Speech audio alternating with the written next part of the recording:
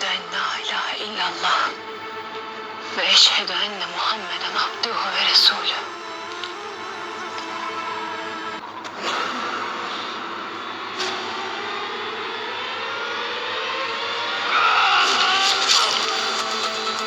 اصل ناظرین، اس ایپیسوڈ میں آپ دیکھیں گے کہ یونیس کے لوگ کس طرح سے بالا خاتون کا سر قلم کرنے لگتے ہیں اور اچانک کس طرح سے عثمان کے جنگجو آ کر بالا خاتون کو بچا لیتے ہیں اور یونیس کے لوگوں کو مار دیتے ہیں۔ دوسری طرف محترم شیخ العبالی ایک جنگل میں اپنے درویشوں کو صبر اور برداشت کی تلقین کر رہے ہوتے ہیں۔ کائی قبیلے میں علی شار کے بندے کے مرنے کے بعد دندار کے پالتو کو ثبوت کے طور پر قبیلے میں لایا جاتا ہے۔ دندار کی مدد سے شہزادی کو کائی قبیلے سے اغوا کر کے علی شار کے محل میں لایا جاتا ہے۔